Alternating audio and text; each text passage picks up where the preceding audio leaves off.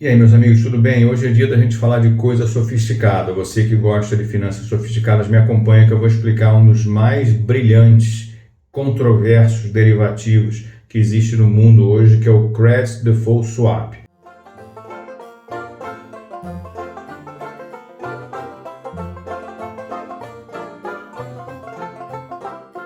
E na época da crise de 2008, o que efetivamente levou praticamente todo mundo à falência, inclusive a AIG, que era a maior seguradora americana, foi esse seguro fake. O Credit Default Swap é um seguro falso, né? Você compra, mas você não compra na expectativa de ter que executá-lo caso a empresa deixe de pagar.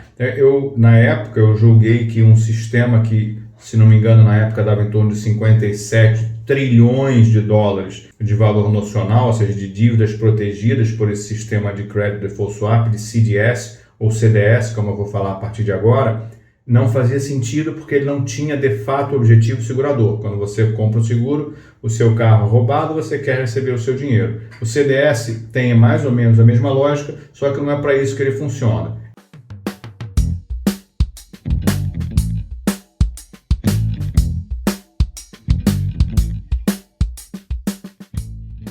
Então, pessoal, vamos falar mais ou menos como funciona isso, né? Vamos supor que você compre um título argentino. O título argentino paga, por exemplo, 12, 15% ao ano em dólar, naturalmente não é na moeda argentina, em dólar, e você tem um medo enorme de que a Argentina não vá pagar. Então você compra aquilo, é de altíssimo risco, 12, 15% ao ano em dólar é um retorno significativo. O que você pode fazer para registrar no seu balanço esse derivativo sem risco? Você pode contratar um seguro para que aquele sujeito garanta, se você, por exemplo, comprou 10 milhões de dólares de título argentino e a Argentina der default significa que ela oficialmente dentro do contrato ela não paga, você consegue receber daquele terceiro que te garantiu. Então é um seguro para dívida de terceiros. Nós temos isso com enorme frequência, né? Se você faz um financiamento imobiliário, você é obrigado a pagar um seguro que, se você tiver algum problema de não conseguir pagar, mas normalmente problema relacionado a invalidez, morte, câncer, etc., várias outras questões, aquela seguradora vai bancar o banco e você deixa de dever aquele dinheiro. Então, esse seguro para crédito é extremamente comum, né? O que acontece é que esse segurador, esse cara que te vendeu, por exemplo, a 2% ao ano, essa segurança contra o título argentino, contra o default argentino. Esse cara não é uma seguradora. Ele é normalmente um intermediário, ele é normalmente um terceiro, às vezes é uma pequena asset, às vezes assim, eu não sei exatamente quais são as regras para participar desse mercado, mas são normalmente operadores. O cara ele não está vendendo para você o CDS, né, o Credit Default Swap, quer dizer, ele não está trocando de risco com você, por isso que o nome é swap, porque ele tem intenção de te pagar se a Argentina, por acaso, falhar o pagamento.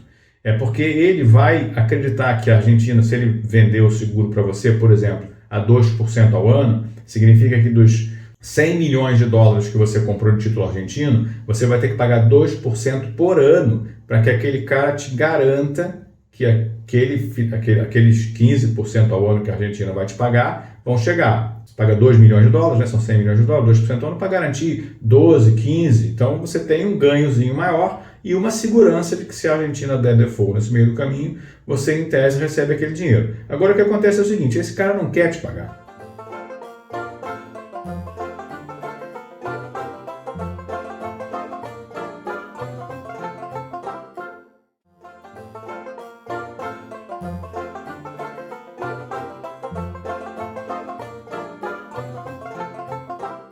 Ele não quer, se a Argentina quebrar, ele não quer ficar com aquele Credit Default Swap na mão. O que ele faz?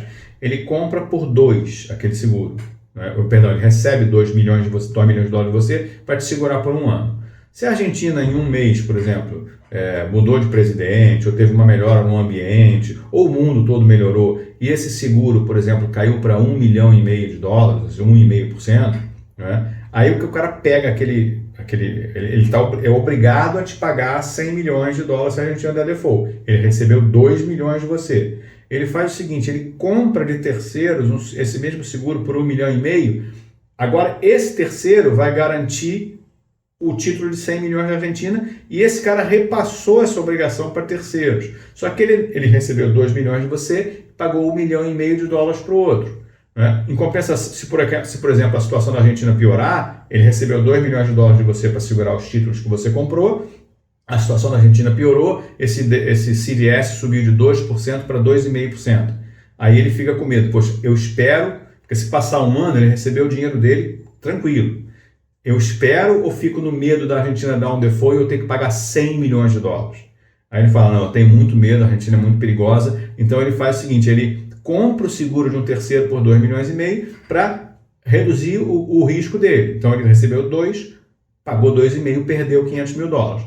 Esse mercado não é essas pessoas que eu estou falando que estão vendendo seguro de crédito, não é a seguradora que você, a Tóquio Marine, que você contratou para segurar, o que o banco exigiu que você contratasse para segurar o seu crédito imobiliário, né? Se você por acaso não puder pagar por alguma questão de motivo de força maior. Não tem nada a ver, esse cara não vai pagar.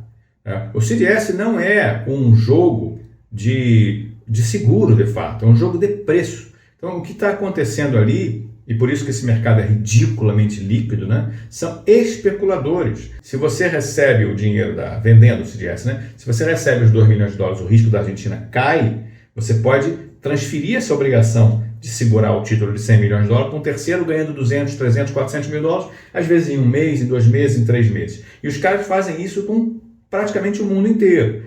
Então, esse mercado, na hora que colapsou em 2008, que começou a ter de fato default, porque default significa você conseguir registrar no contrato, com regras contratuais que o sujeito não pagou. Isso é complicadíssimo, isso às vezes leva anos, entendeu? Meses para você poder de fato. Ninguém chega e diz, olha, eu não vou te pagar e aí dispara uma cláusula contratual. O cara vai empurrando com a barriga até o máximo. Então, esse mercado não é um mercado que está preparado, por exemplo, para uma quebradeira, como aconteceu nos Estados Unidos em 2008, quando quebrou o Lehman Brothers. O Lehman Brothers teve que muitos recebíveis do Lehman estavam garantidos por pequenininhos. Né? Então, e o Lehman quebrou de um dia para o outro. Então, o que aconteceu é que todos esses pequenininhos quebraram porque eles não têm condição nenhuma de fazer aquela garantia, de garantir aquilo. Né? O que aconteceu nessa época é que a AIG, que é uma seguradora, olha que coisa interessante.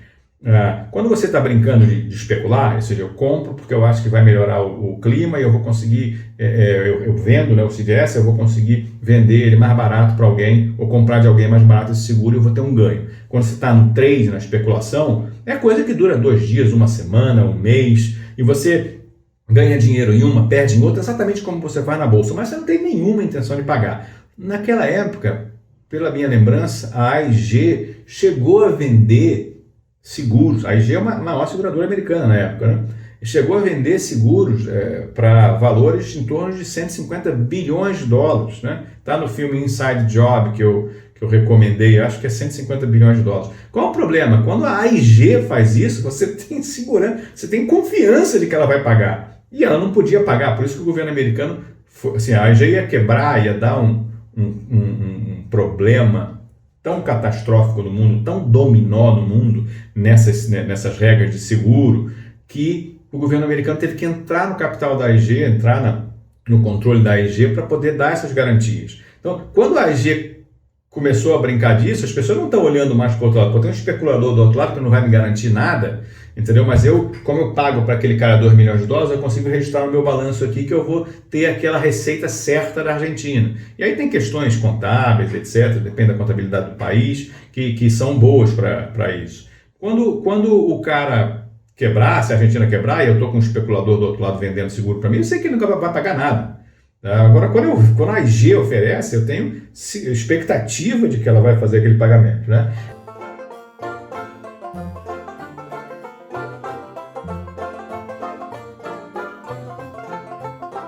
Então, o CDS, para que ele serve? Você deve estar achando isso absolutamente estranho, que é um seguro que, na prática, nem o cara que está comprando o seguro espera que vai receber, se por acaso alguém entrar em default.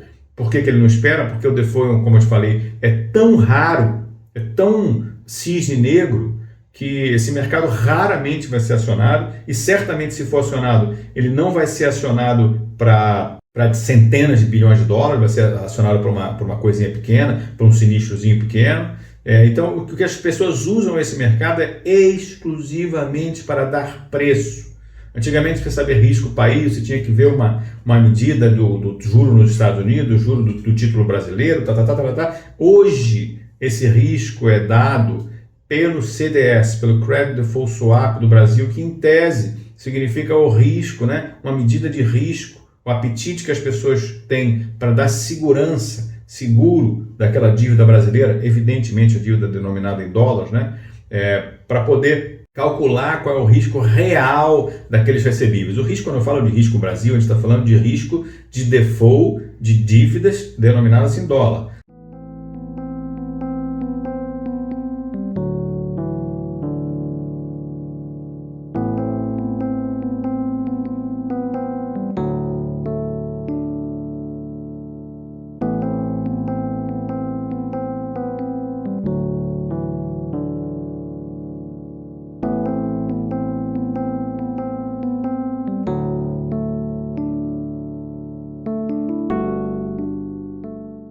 Toda empresa que tem negociação fora do Brasil, que tem dívida em dólar, etc. Toda empresa tem isso. E antigamente, se eu dependesse exclusivamente da negociação desses títulos, né, eu talvez não tivesse um preço tão acurado, porque ele não é tão líquido como o mercado de CDS. Mas o mercado de CDS é tão líquido, tem tanta gente especulando com a dívida de empresas quebrando, empresas que não estão quebrando, empresas de altíssimo nível. Porque se você lembrar do filme A Grande Aposta, no filme A Grande Aposta, o cara estava pagando para o banco para segurar essas dívidas imobiliárias, e o banco estava achando a maior graça, porque o banco ganhava em cima de 2 bilhões de dólares, o banco ganhava 0,5%, quer dizer, uma fortuna, e ele sabia que aquilo ali nunca ia quebrar. Por que ele achava que isso nunca ia quebrar? Porque nunca quebrou. Então ele estava recebendo, acho que, vamos supor, 10 milhões de dólares por ano para segurar um monte de recebíveis que nunca tinham quebrado. Se você lembrar do filme, isso aconteceu com o personagem do Christian Bale, que foi a um banco para comprar esse seguro. O banco falou: por que esse cara está fazendo isso?